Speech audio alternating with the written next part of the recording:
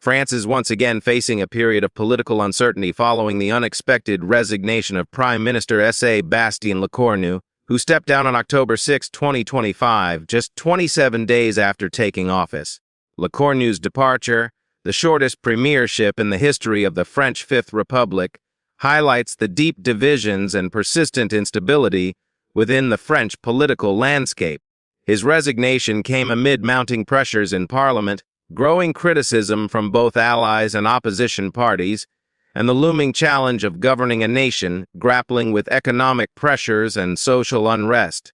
President Emmanuel Macron, who appointed Lecornu in early September following the resignation of François Bayrou, accepted the resignation swiftly. While Macron has not yet announced a successor, the move leaves France at a political crossroads. The president now faces the delicate task of either selecting a new prime minister capable of bridging partisan divides or calling early parliamentary elections, an option fraught with risk given the fragmentation of the National Assembly. Lecornu, a relatively young and energetic politician, assumed office with promises to bring stability and reform to the French government.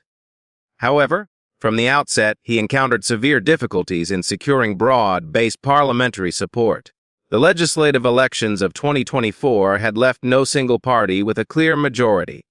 Macron's centrist Renaissance bloc, the left-wing New Popular Front, and the far-right National Rally were unable to form a cohesive governing coalition, creating a political deadlock.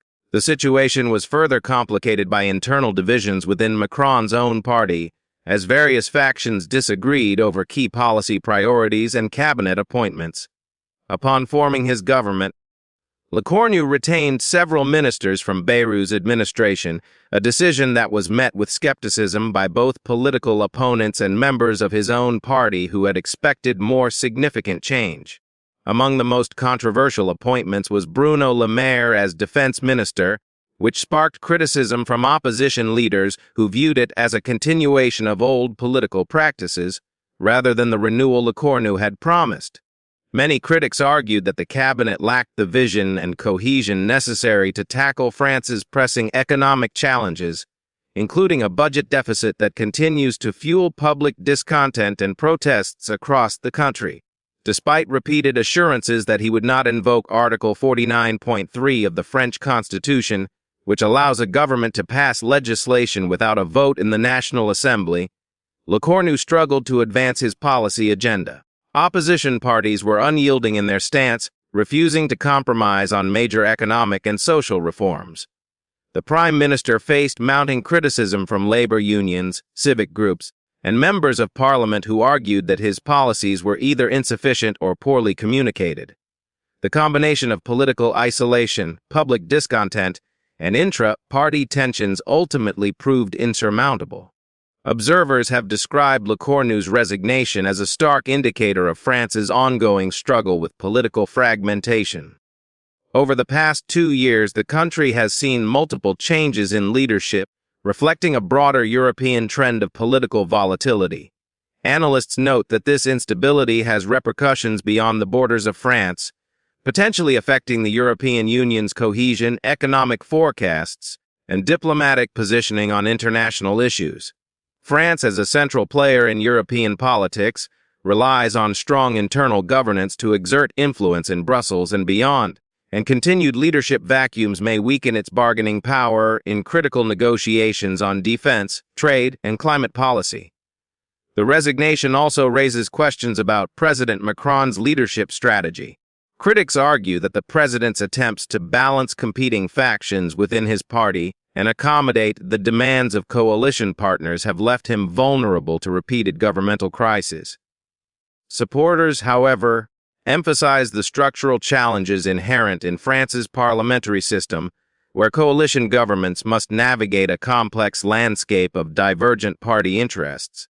The current impasse underscores the difficulties any leader would face in attempting to implement a coherent policy program in such an environment. Public reaction to Lecornu's resignation has been mixed.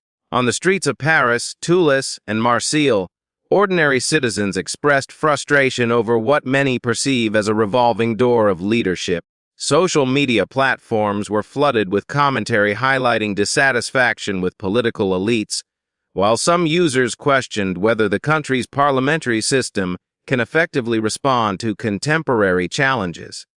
At the same time, some analysts caution against viewing Lecornu's brief tenure as a failure of the individual, instead framing it as a symptom of structural instability within France's political framework. International observers are closely monitoring developments in France. European Union officials have expressed concern over potential delays in implementing economic reforms that are critical to regional stability. Diplomatic analysts note that the ongoing political turbulence could have implications for France's role in NATO, trade negotiations, and climate policy initiatives, as uncertainty at the top of the government may slow decision-making on strategic matters. Markets have also reacted cautiously, with French equities and bonds showing volatility in response to the sudden change in leadership. Investors are wary of potential policy paralysis and the uncertainty surrounding the government's ability to implement fiscal and economic reforms. Lecornu himself addressed the nation briefly following his resignation, citing the difficulties of achieving political cohesion in a fragmented parliament.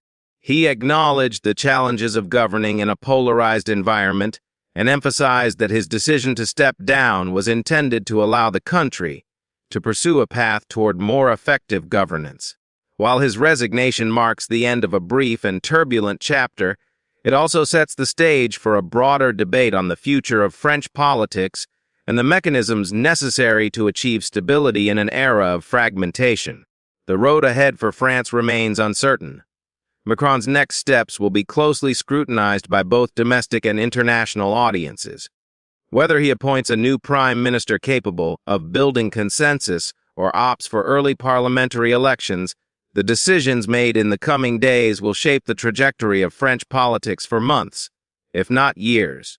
Political analysts suggest that any new government will need to strike a delicate balance between pursuing reform, maintaining coalition support, and managing public expectations. Failure to do so could result in further resignations, stalled legislation, and continued social unrest. In the meantime, French citizens and the international community alike are watching closely. The resignation of Lecornu underscores the fragility of modern governance in France and serves as a reminder of the challenges faced by leaders attempting to navigate complex political landscapes. For now, the country enters a period of uncertainty, with the hope that future leadership decisions will bring stability, restore confidence in governmental institutions, and enable France to address both domestic and international challenges with renewed vigor.